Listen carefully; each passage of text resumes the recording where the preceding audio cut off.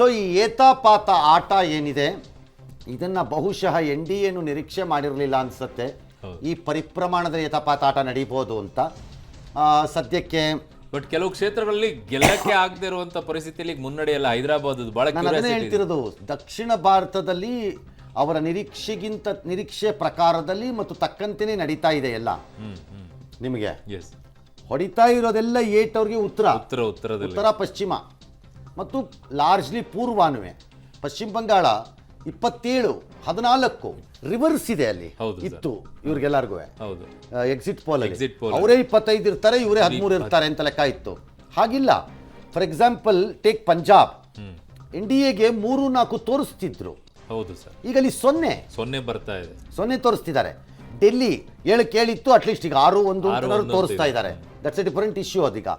ಹಾಗಾಗಿ ಲಾರ್ಜ್ ಕಡೆ ಎಲ್ಲ ಕಡೆ ನಿಮಗೆ ಮಹಾರಾಷ್ಟ್ರಲ್ಲಿ ಇಂಡಿ ಮೈತ್ರಿಕೂಟ ಮುನ್ನಡೆ ಸಾಧಿಸುತ್ತೆ ಅನ್ನೋದು, ಉತ್ತರ ಪ್ರದೇಶದಲ್ಲಿ ಅದನ್ನು ಸಾಧಿಸ್ತಾ ಇದ್ದಾರೆ ಅನ್ನೋದು, ಇದೆಲ್ಲ ಎನ್ ಡಿ ಎ ಲೆಕ್ಕಾಚಾರದ ವ್ಯಾಪ್ತಿಯಲ್ಲಿ ಇಲ್ಲದೆ ಇದ್ದದ್ದು. ಬಟ್ ಬಿಹಾರದಲ್ಲಿ ನಿತೀಶ್ ಜೊತೆ ಕೈ ಹಿಡಿದಿದ್ದು ವರ್ಕೌಟ್ ಆದಂಗೆ ಕಾಣಿಸಲ್ವಾ ಸರ್ ಎನ್ ಡಿ ಎಗೆ? ಆಗಿರ್ಬೋದು. ಈಗ ತಕ್ಷಣಕ್ಕೆ ನೋಡಿದ್ರೆ ಈಗ ಸದ್ಯಕ್ಕೆ ಇದ್ದಂಗಿಲ್ಲ, ಅದು ಸದ್ಯಕ್ಕೆ ಕಾಣಿಸ್ತಾ ಇಲ್ಲ. ಮುಂದೇನಾಗತ್ತೋ ನನಗೆ ಗೊತ್ತಿಲ್ವಲ್ಲ.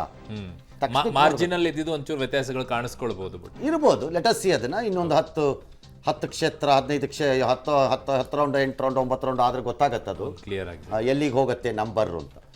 ಸೊ ಈಗ ಬಹುಶಃ ಎನ್ ಡಿ ಎನ ತುಂಬ ಪ್ರೀತಿಸ್ಕೊಳ್ಳೋರು ಅನ್ಕೋತಿರೋದು ಇಷ್ಟೇ ಇರ್ಬೋದು, 275 ಕ್ರಾಸ್ ಆದ್ರೆ ಸಾಕಿದ್ ಬಿಡು ಅಂತ ಹಂಗ ಅನ್ಕೋತೀವಿ. ಕಾಂಗ್ರೆಸ್ ಕರ್ನಾಟಕದಲ್ಲಿ ಸರ್ ಆಲ್ಮೋಸ್ಟ್ ಡಬಲ್ ಡಿಜಿಟ್ ಈಗ ಬಂದು ಕೂತ್ಕೊಳ್ತಾ ಇದ್ದಾರೆ ಸರ್. ಈಗ ಕೂತಿದೆ 16, 2, 18, 10 ಬಂದು ಕೂತಿದೆ.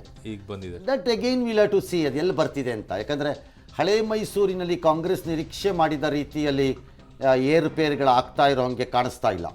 ಹಳೆ ಮೈಸೂರಲ್ಲಿ ಕೋಲಾರ, ಬೆಂಗಳೂರಿನ 3 ಕ್ಷೇತ್ರ, ಗ್ರಾಮಾಂತರ, ಮಂಡ್ಯ, ಮೈಸೂರು, ಲಾರ್ಜ್ಲಿ ಹಾಸನ, ನಿಮ್ಗೆ ತುಮಕೂರು, ಈ ಕಡೆಗೆ ಯಾವ್ದು ವ್ಯತ್ಯಾಸ ಆಗ್ತಿರೋ ಹಂಗೆ ಕಾಣಿಸ್ತಾ ಇಲ್ಲ. ಉತ್ತರ ಕರ್ನಾಟಕ ಭಾಗದಲ್ಲಿ ಉತ್ತರದ ಭಾಗದಿಂದ ಅವ್ರಿಗೆ ಬರಬೇಕಾಗಿ ಬಂದಂಗಿದೆ ಮೇಲ್ನೋಟಕ್ಕೆ. ಹಾಗಾಗಿ ಲೆಟ್ ಅಸ್ ಸಿ. ಇದು ಭಾಳ ನಾವು ಅಂದುಕೊಂಡಿದ್ದಕ್ಕಿಂತ ಅಥವಾ ಎಕ್ಸಿಟ್ ಪೋಲ್ನವ್ರು ಹೇಳಿದ್ದಕ್ಕಿಂತ ಭಿನ್ನವಾದಂತಹ ಸ್ಥಿತಿಗತಿಗಳಲ್ಲಿ ಭಾರತದ ಈ ಬಾರಿಯ ಲೋಕಸಭಾ ಚುನಾವಣೆಯ ಫಲಿತಾಂಶಗಳನ್ನು ನಿಮ್ಮ ಮುಂದೆ ಹಾಜರುಪಡಿಸ್ತಾ ಇರುವಂಥದ್ದು ಸಮಯ ಇದು.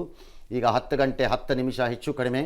8:15 ಲೆಕ್ಕ ಹಿಡ್ಕೊಂಡ್ರೂ 1 ಗಂಟೆ 40 ನಿಮಿಷದ ಮತ ಎಣಿಕೆ ಕಾರ್ಯ ಮುಗಿದಿದೆ. ಒಂದಂತೂ ನಿಜ, ಕೆಲವು ಕ್ಷೇತ್ರಗಳಲ್ಲಿ 3ನೇ ಸುತ್ತಿರ್ಬೋದು, ಕೆಲವು ಕ್ಷೇತ್ರದಲ್ಲಿ 4 ಇರ್ಬೋದು, ಕೆಲವು ಕ್ಷೇತ್ರದಲ್ಲಿ 8ನೇ ಸುತ್ತಿರಬಹುದು. ಆದರೆ ಎಲ್ಲ ಕ್ಷೇತ್ರಗಳಲ್ಲೂ 543ರಲ್ಲೂ ಎಣಿಕೆ ಅಂತೂ ಪ್ರಾರಂಭ ಆಗೋಗಿದೆ ಅಲ್ವಾ? ಹೌದು. All right.